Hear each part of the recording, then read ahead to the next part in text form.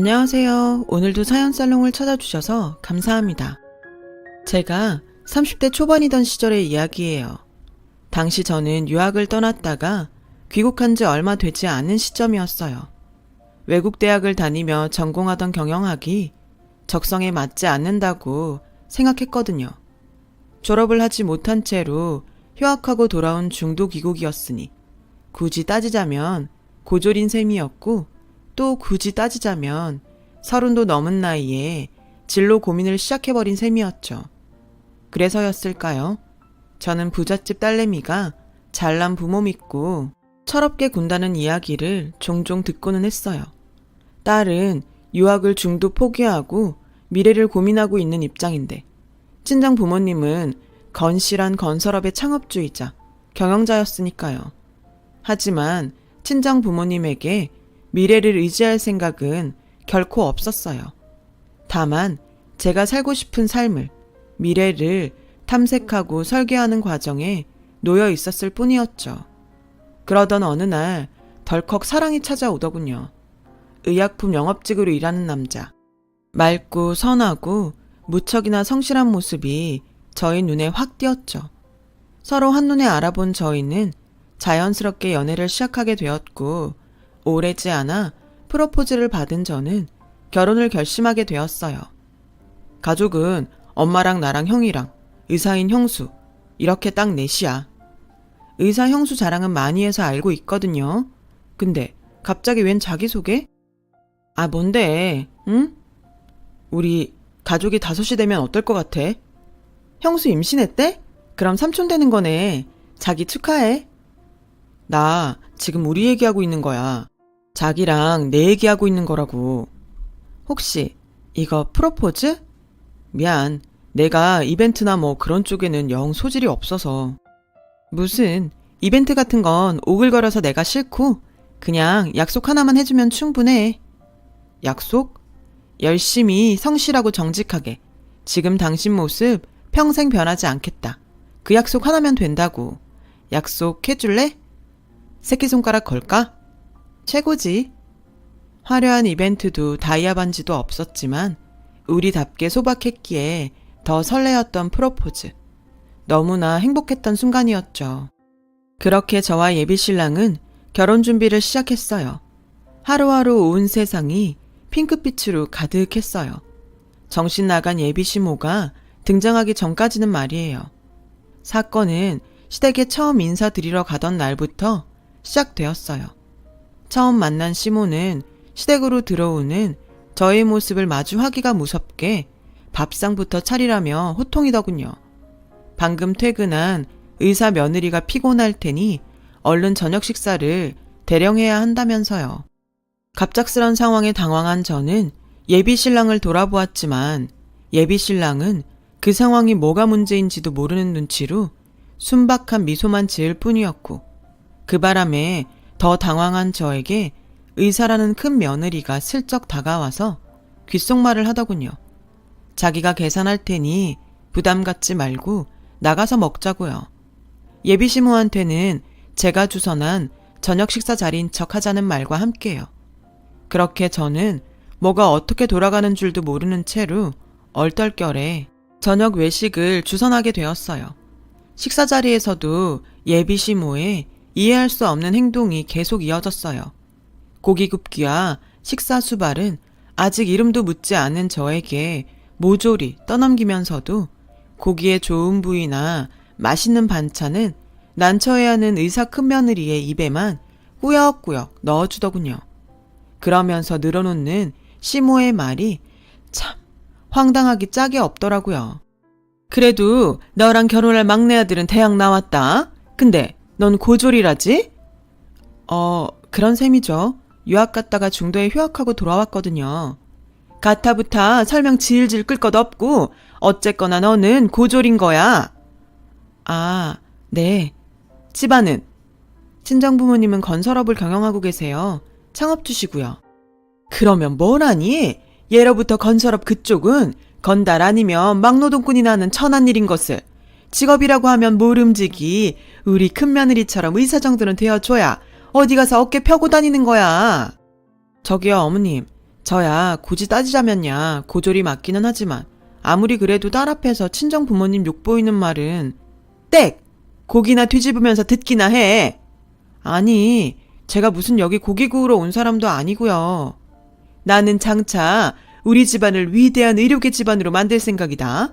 그래서 네 남편 될 사람도 의약품 업체에 취업시킨 것이고 여튼간에 너는 보잘것없는 고졸이니만큼 우리 훌륭한 의사 큰며느님 뒤치다꺼리나 하면서 살 각오나 다지려무나.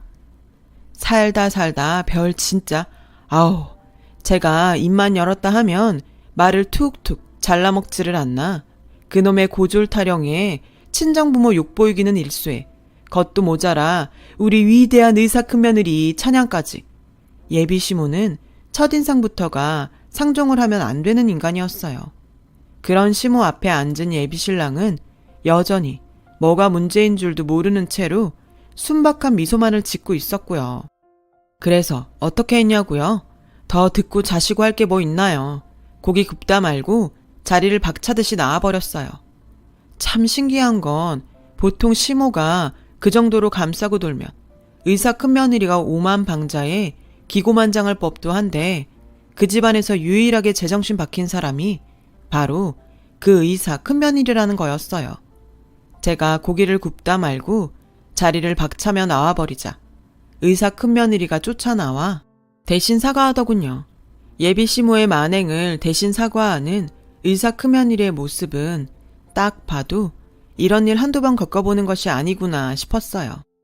미안해요. 제가 대신 사과할게요. 시어머니가 좀 그래요. 원래는 안 이랬는데 제가 며느리 되면서부터 저렇게 변했네요. 뭘요? 그쪽이 잘못한 것도 아닌데요. 그쪽이라는 말은 결혼을 다시 생각해 보겠다는 얘기로 받아들여도 괜찮을까요? 그 사람은 시댁 식구들 중 유일하게 제정신 박힌 사람일 뿐만 아니라 타인의 마음을 보듬어 줄 줄 아는 사람이더군요. 그래서 저도 모르는 사이에 진심을 털어놓게 되었고요. 솔직히 말하자면 고민이 되기는 하네요. 집안 사람들도 분위기도 다 이상하고 입만 열면 고졸 타령에 친정 부모님 욕까지 보이는 시모랑 누가 살고 싶겠냐고요. 그래요. 이해해요. 제가 이래라 저래라 할 입장은 못 되지만 개인적으로는 이 집안에 시집오지 않았으면 좋겠다는 심정이에요. 네? 하루 제대로 겪어봐서 알잖아요. 절대 쉬운 집안 아니라는 거. 그래서 저도 이 집안에 시집 온 거 후회하는 중이고요. 너무 힘들어. 큰 의사 며느리가 털어놓은 뜻밖의 진심에 저는 어리벙벙할 뿐이었어요. 이 기괴한 집안과 제정신이 맞는 건지 의심스러운 시모. 그런 시모 앞에만 서면 멍충이가 되어버리는 예비신랑. 그리고 세상 포근한 기운과 상처받은 느낌을 물씬 풍기는 의사 큰며느리. 이게 대체 무슨 조합에 무슨 난리인지. 그때의 저는 몸소 겪은 상황들을 도무지 이해할 재간이 없었기에 며칠을 혼란스레 보낼 수밖에는 없었어요. 생각을 정리할 시간이 필요했어요. 그런데 예비 시모와 예비 신랑, 이 정신 나간 모자는 저에게 생각을 정리할 여유조차 주지를 않더군요. 파투나 버린 첫 인사날로부터 채 며칠이 지나지 않아 정신 나간 모자가 저희 집으로 쳐들어왔어요. 정신 나간 모자는 늦은 시간에 약속도 없이 쳐들어온 것도 모자라 내가 사돈 입네, 나는 사위 입네, 알아서 모시라는 듯 거들먹거렸고 친정 부모님은 그런 두 말종을 향해 황당하다는 시선만 보낼 뿐이었어요. 정신 나간 모자가 친정 부모님 앞에서 또 무슨 헛짓거리를 할까 걱정한 제가 둘을 내보내려는 찰나 예비 시모가 흉악한 입을 열고야 말았어요. 결혼시켜주는 대신 우리 훌륭한 의사 큰며느리에게 병원 하나 차려주는 걸로 퉁 칩시다. 미치겠네 진짜. 아닌 밤중에 남의 집에 약속도 없이 쳐들어온 주제. 그건 또 무슨 소리래요? 큰며느리한테 못 들었어요? 이 결혼 다시 생각해보고 싶다는 얘기? 꼴에 튕기기는? 뭐요? 아닌 말로다가 파혼을 놓아도 훌륭한 의사 큰며느리 있는 집안에서 놓아야지. 고졸 외동딸에 양아치 건설업이나 하는 그쪽에서 파혼을 놓는다는 것이 경우에 맞다고 보니? 그 애지중지 아끼는 의사 큰며느리는 정작 당신을 어떻게 생각하는데요? 질투는 그만하면 됐다. 진짜로 파혼을 놓아버리기 전에 자중하고 어디 사돈분들 생각이나 들어보자꾸나. 아니, 당사자가 결혼을 다시 생각해보겠다는데 왜 자꾸 딴소리를 해요? 왜? 큰며느리에게 병원 하나 차려주는 게 부담스럽니? 너희 부모는 그 정도 능력도 안 된다든? 의사 있는 집안에 고졸 외동딸 시집 보내려면 그 정도는 해와야 수지타산이 맞지. 그 말을 들으며 저는 정신이 아득한 우주 밖으로 날아가 버리는 기분이었어요. 지들은 뭐 얼마나 대단한 집안이라고. 입만 열면 험담도 모자라서 이제는 병원까지 차려다 바치라는 꼴이라니. 맙소사. 더 기분 나쁜 건 예비신랑의 태도였어요. 예비신랑은 아주 한술 더 떠 저희 친정 부모님이 의사 형수에게 해다가 바치는 병원 건물의 명의는 자신의 명의로 하는 것으로 자기 혼자 정해버리더군요. 전 그제서야 눈치를 챈 거죠. 참 좋은 사람인 줄로만 알았던 예비신랑이 사실은 엄마 치마폭에 쌓여 사는 마마보이였던 데다가 제가 부잣집 딸이라는 사실에 눈이 멀어버렸다는 것을요. 눈치를 챈 저는 일단 하찮은 예비신랑은 가만히 있으라는 한마디로 구석에 찌그러뜨려 놓고는 다시 예비시모에게 맞섰어요. 웃기고 있다 정말. 저기요, 그러는 그쪽 집안은 얼마나 잘 사는데요. 그래, 인정하마. 우리 집안 당장은 별 볼 일이 없다만 근데 우리는 의사 며느리 있다. 그러시던가 그럼. 나 말고 잘난 둘째 의사 며느리 데려다가 원하는 의료계 집안 만들면 되겠네. 당신 같은 시모한테 시집올 의사 며느리가 세상에 둘씩이나 될지는 모르겠지만. 너 그렇게 자꾸 끼어들다 크게 혼나는 수가 있어요. 내가 할 말이지. 그따구로 개념 없이 행동하다가 인생 시궁창으로 떨어지는 수가 있어. 그리고 차라리 잘 됐네. 당신네 같은 집안에 시집가서 고생하기 전에 이런 식이라는 걸 미리 알게 되어서 이런 걸 조상이 도왔다고 하는 건가? 그래서 진짜 파혼이라도 하겠다는 거니 지금? 와우, 놀라워라. 한국말 잘 알아듣네. 영 멍충이는 아닌 모양이야. 알았으면 나가요. 그러자 예비시모는 이래서 노가다나 뛰는 건달 것들이랑은 상종을 하지 말아야 한다며 폭언을 퍼붓기 시작했어요. 그때 구석에 찌그러져 있던 예비신랑의 한마디가 가관이었어요. 아이씨, 결혼 안 할 거면 연애하는 동안 내가 쓴 돈이나 돌려주던가. 하, 누가 들으면 뭐 대단한 거금이라도 쓴 줄 알겠네. 먹고 떨어져라.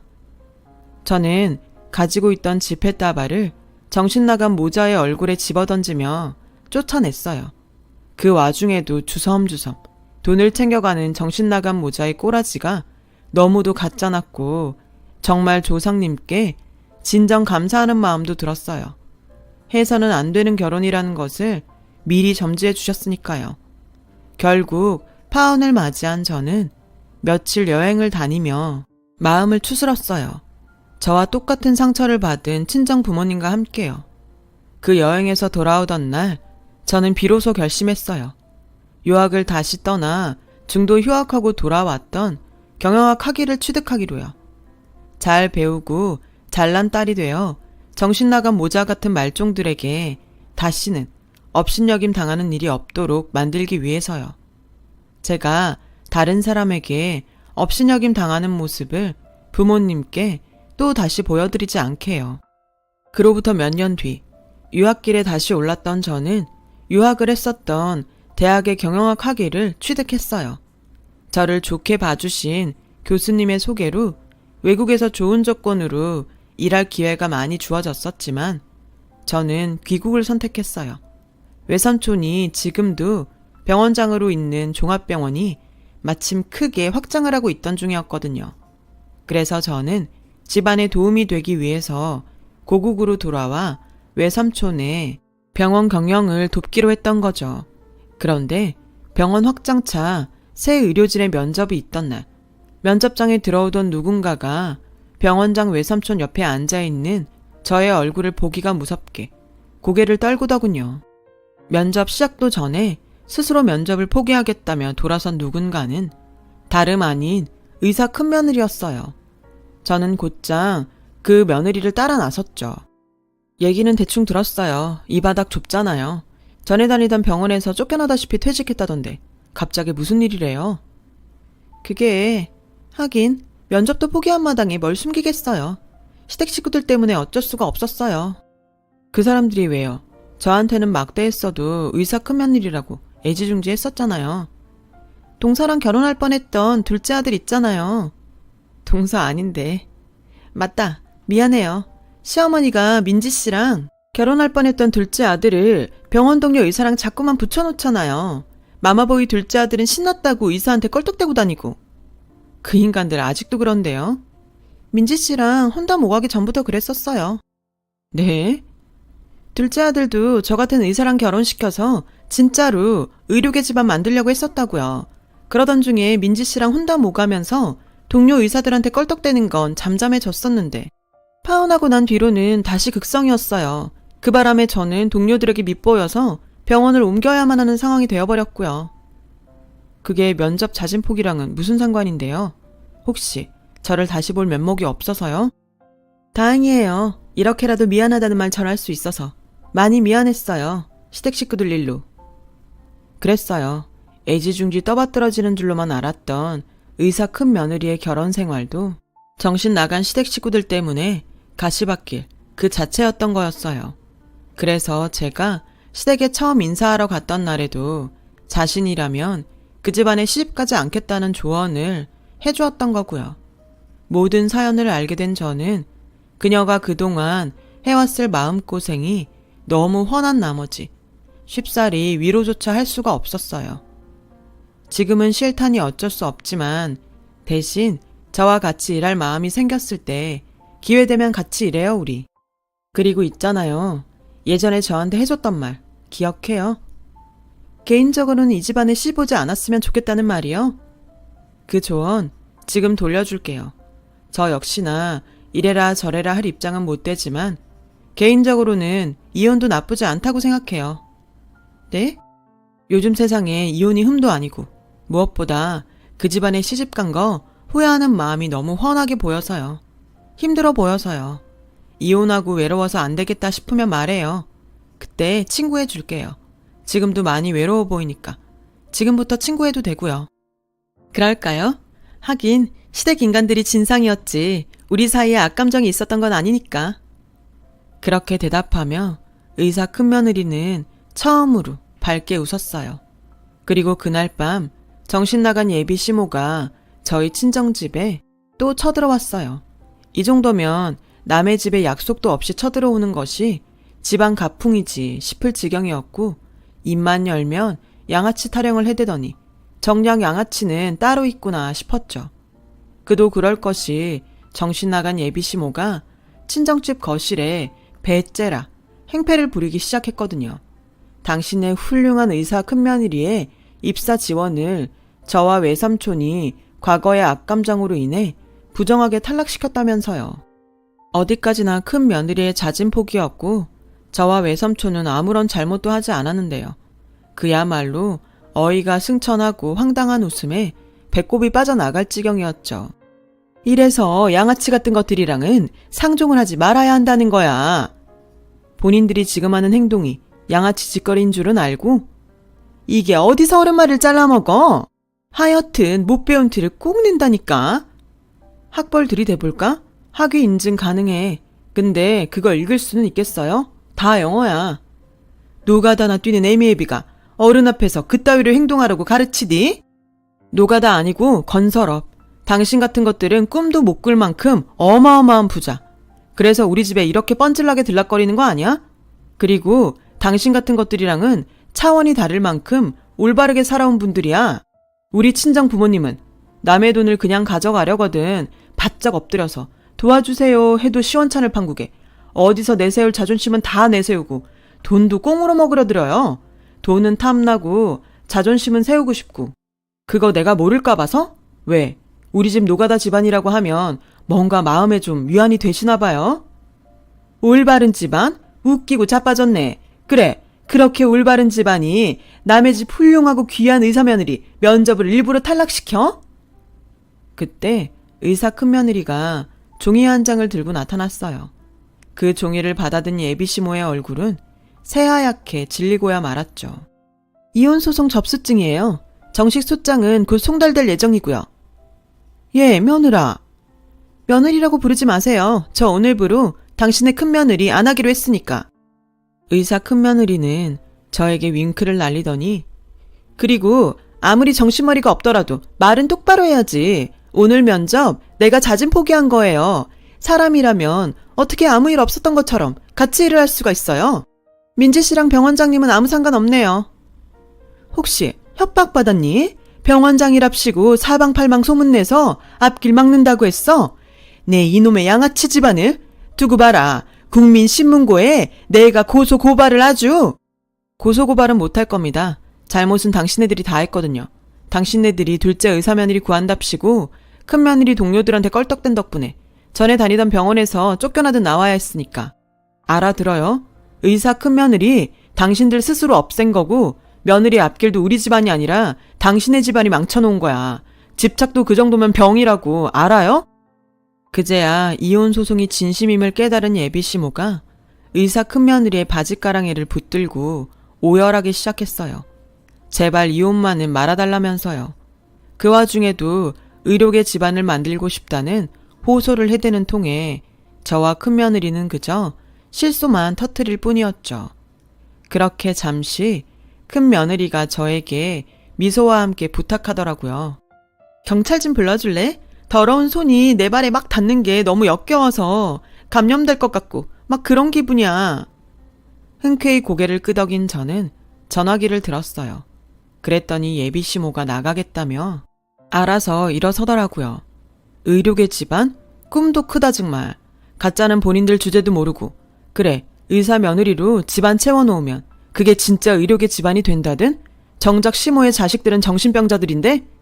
너 두고 봐. 내가 꼭 다른 의사 며느리를 얻어서 반드시 의료계 집안을 만들고야 말 것이야. 들어서 알잖아. 우리 외삼촌이 병원장이다. 이 바닥이 은근히 좁아요. 당신네들 소문나는 거 금방이야. 근데 굳이 그렇게까지 하지는 않으려고요. 거울 봐. 당신네들 꼬라지 잘 되새겨봐. 그럼 답 딱 나올 거니까. 오랜만에 다시 얼굴 보게 돼서 기분 더러웠고 앞으로는 만나지 맙시다 우리. 저와 친정 부모님과 그리고 의사 큰며느리는 비로소 안정을 되찾았죠. 그렇게 지금 이혼 판결이 나면서 예비시모는 그토록 애지중지 아꼈던 의사 큰며느리로부터 버림을 받았어요. 그 집안 주제로는 갚을 수도 없는 거액의 위자료 배상 판결에 인생 시궁창에 빠져버린 건 덤이었고요. 예비시모는 그래 놓고도 정신을 못 차렸는지 이혼남인 첫째 아들 그리고 저와 결혼할 뻔했던 둘째 아들에게 의사 며느리 자리를 안겨주기 위해 사방팔방 추태를 부리고 다닌다는 풍문이에요. 그래봤자 될 턱이 있겠어요. 가는 데마다 멸시에 천대에 험한 꼴이나 당하며 다니겠죠. 저와 혼담에 오갔던 둘째 아들은 의약품 영업직 직장에서 해고 위기에 놓여 있어요. 의사들에게 껄떡대고 다닌 탓에 영업 실적이 제로가 되어버렸거든요. 아주 속 시원한 일들의 연속이었죠. 외삼촌의 병원 확장 사업을 순조롭게 마친 저는 30대 후반이 된 지금까지도 병원을 훌륭하게 경영해 나가고 있고요. 이혼한 의사 큰며느리, 아니 제 친구는 저와 같은 병원에 근무하고 있어요. 그녀는 뛰어난 실력과 환자의 아픔을 어루만지는 넓은 마음씨까지 가진 뛰어난 의사이며 저에게는 세상 둘도 없는 친구랍니다. 파혼과 이혼의 아픔을 겪은 저희 둘. 하지만 그 소란의 끝에서 세상 둘도 없는 친구를 얻게 되었어요. 이런 게 인연 아닐까요? 이렇게 돌아봐도 신기한 인연이에요. 제 이야기 들어주셔서 감사합니다. 여러분도 소중한 인연이 옆에 있으시길 바라며 오늘도 건강하고 좋은 하루 되세요. 여러분, 사연 댓글에 응원과 현명한 조언 부탁드려요. 좋아요와 구독은 저에게 큰 힘이 됩니다. 오늘도 좋은 일 가득하세요.